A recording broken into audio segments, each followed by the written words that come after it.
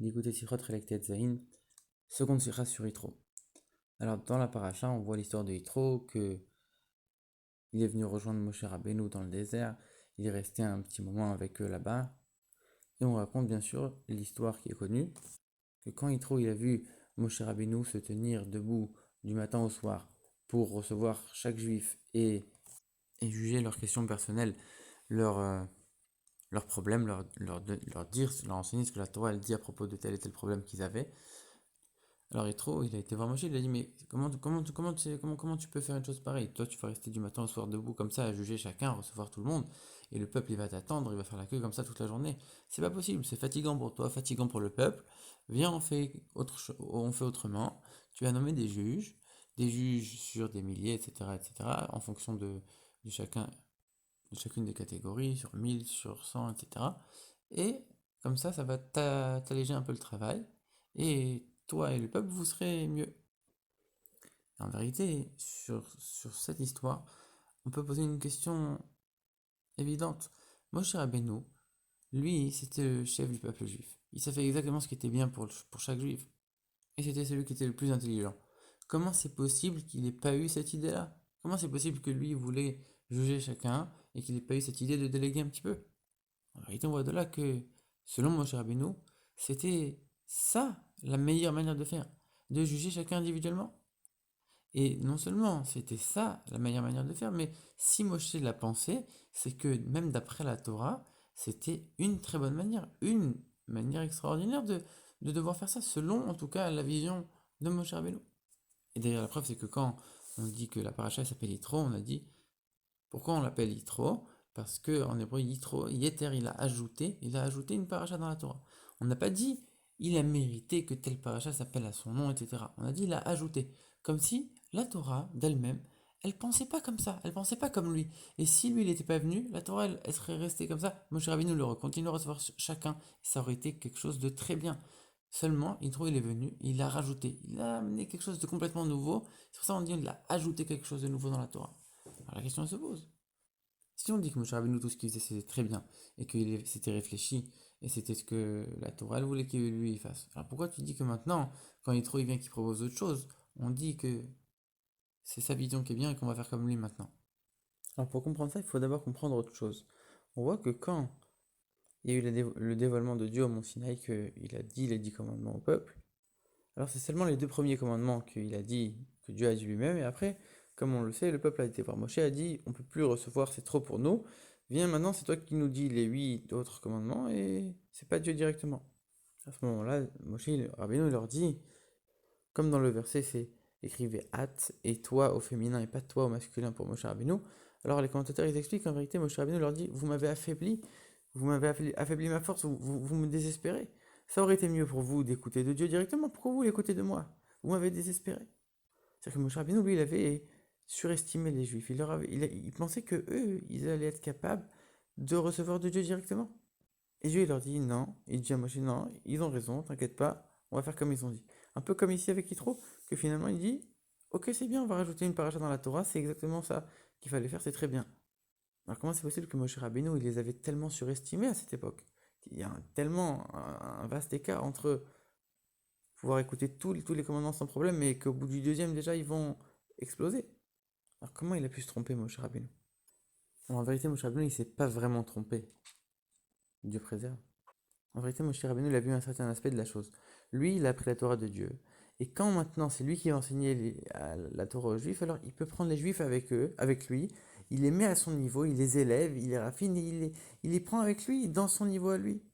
Et donc ils auraient été capables d'entendre tous les codes du commandement de Dieu directement. Mais ça aurait été quelque chose qui aurait été fait grâce à Moshe. Ça aurait pas pénétré leur niveau à eux, leur force profonde à eux, finalement. C'est quelque chose qui était accompli uniquement par Moshe Rabbeinu, mais pas par eux-mêmes, pas par leur propre force. Ils ont dit, écoute, c'est très bien, toi tu as un niveau supérieur, mais nous on préfère quelque chose qui nous correspond plus, qui est adapté à nos propres forces et qui nous pénétrera de manière plus profonde.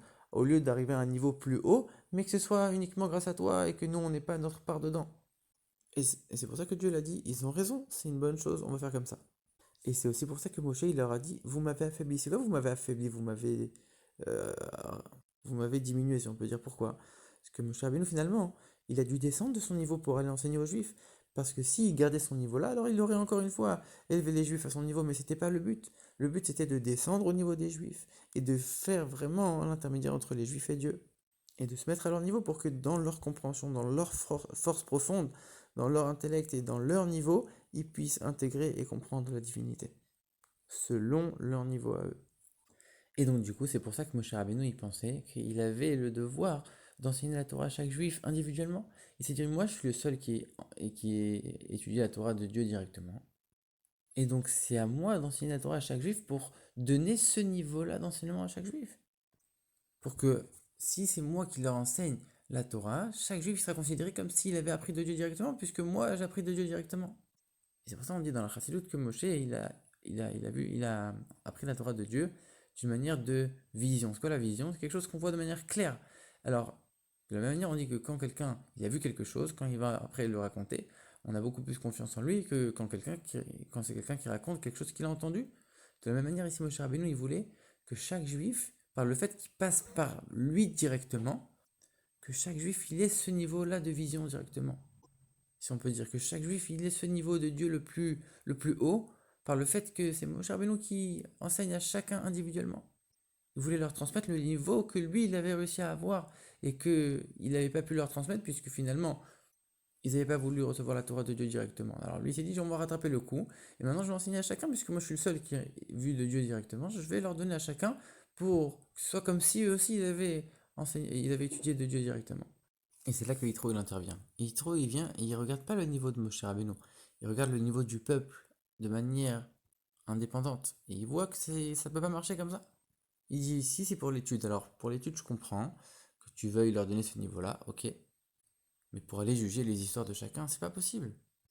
Ils peuvent pas s'élever à ton niveau quand ils sont dans des disputes comme ça. En vérité, si, ils pouvaient, puisque quand ils se retrouvaient seuls avec Moshe Rabbeinu, alors ils s'élevaient un petit peu de niveau et donc du coup leur dispute disparaissait. Mais pourquoi Dieu il a accepté l'idée de Yitro? Parce que finalement, quand ils vont rentrer en Eretz Israël et que c'est Yoshua qui va prendre le relais, alors Moshe Rabbeinu il sera plus là pour recevoir chacun individuellement. Alors il fallait faire un système qui marche déjà depuis avant. Alors maintenant on comprend pourquoi Moshe Rabbeinu il n'a pas pu donner cette idée-là. Moshe Rabbeinu il n'avait pas prévu de ne pas rentrer en Eretz Israël. Il avait prévu de rentrer en Eretz Israël, d'amener les Juifs en Israël et que quand ils vont rentrer en Eretz Israël avec Moshe Rabbeinu, ça va être la venue de Mashiach et terminé. Qu'un chef du peuple juif il prévoit qu'il y a un moment où il va mourir, qu'il y aura un successeur, et que ça va pas se passer comme c'était prévu. Alors du coup, il est en train de préparer, de faire en sorte que quand ça va se passer, ce sera déjà préparé. On n'a jamais vu ça.